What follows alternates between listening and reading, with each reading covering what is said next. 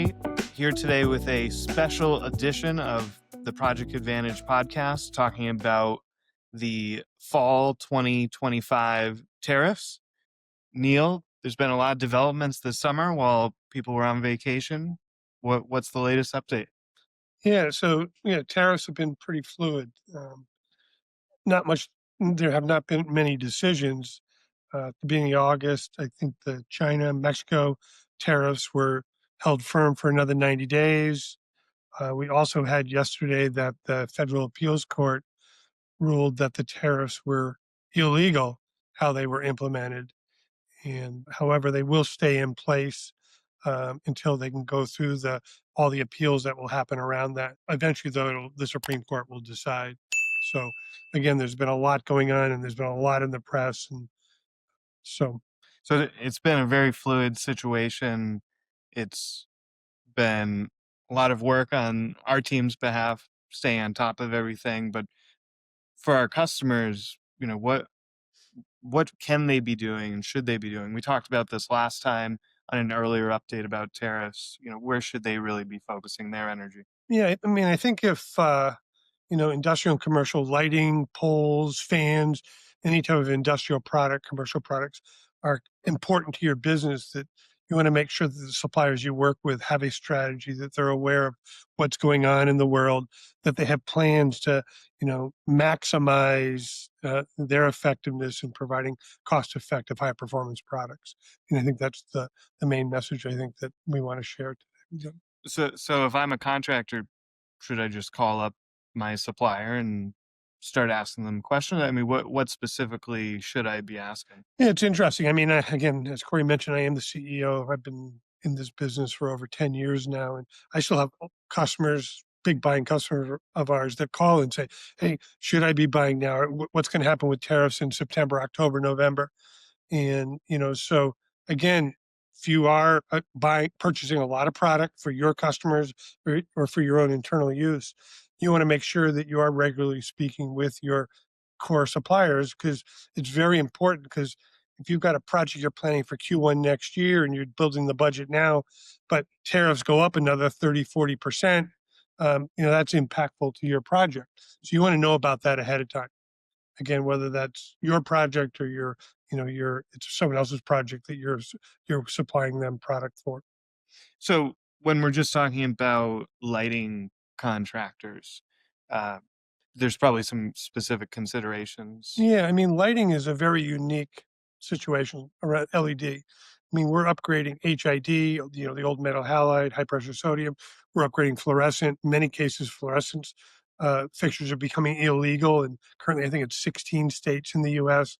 And eventually, at some point over the next, 5 to 10 years, it'll be completely illegal just because of the mercury and other chemicals that are in those products. But what LED provides is significant cost savings. They use 50 to 80% less energy than the current lights that are out there. So, when you think of a 400-watt metal halide, where depending on your electric rate, you're spending $250 a year just to run that light. Okay. The LED will use significantly less than that. So your savings by going to LED can be, $100 to $200, depending on what you're doing. And today, a 400-watt replacement high bay, you're going to pay $100, $120. If the tariffs continue to go up, you may pay $140 for that. So again, it's not as truly significant as it feels and sounds when someone says tariffs are going up. Mm. That's for the LED space, because of the significant energy and maintenance savings that they and or their customers can get. And the overall cost of LED lights has actually decreased significantly over the past 10 years. Over the past 5 years, they've probably gone down by over 50%. So again, and they've gotten more reliable, they've gotten better. I mean, we're actually at a moment now where we used to replace a 400-watt metal halide with a 200-watt LED.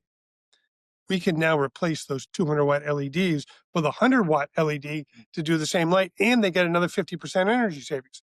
So LEDs really provide real advantages that you really don't want to allow tariffs to impact your decisions, because there's such huge savings to be had. Now, you want to worry about them, but, So what considerations are there specifically when talking about HVLS fans maybe the larger commercial fans, because they also do have an energy savings benefit. Yeah, I mean, it's not as much as the LED, but if you're at a large warehouse or manufacturing facility, you need them. If new ones are being built or old fans need to be replaced, you have to do it. And again, the impact will still be, it's not as huge. Again, when tariffs go from 28% to 58%, that's a 30% increase. So on a product cost of $100, that's $30. So instead of being $100 now, it'd be $130 or $140. So again, it's not huge, but again, it unfortunately it does get passed on to the consumer in most cases. We've really worked to, where we can drive cost reductions to help cover those. Fortunately, also logistically, shipping has not increased. It's actually gone down since pre-COVID. During pre-COVID, shipping went through the roof. Shipping to bring a container in, as an example, went from, let's call it, around $8,000-9,000 to almost $30,000. Now it's back down in the ten to $11,000 range. So again, there have been other savings to offset some of the increases that you know that that we charge. So we've tried to make it as acceptable as possible to our Mm. customers. And the goal is to communicate. You want a vendor that's going to communicate with you when things are happening so that you're aware of it, but you want to make sure they know what they're doing. Because again, if you got a big project, if you're doing a couple, $1 million upgrade to your facility, and all of a sudden that it's a 1.5 million, you may not be able to move your project forward. Mm. It can be a big problem. Can be a huge problem.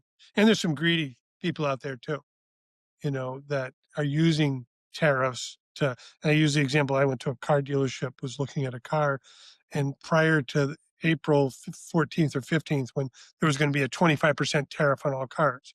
Well, that 25% tariff wasn't on the list price, but the salesperson tried to tell you your car was going to cost you 25% more when it was really on their cost of bringing it in. So that increase was probably at least half or less than that on the car. It was probably more like 8 to 10% increase on the actual cost of the car. So again, vendors are using it to their advantage to get more money out of you and not provide you a cost effective, high performance solution as you would get from LED lighting supply.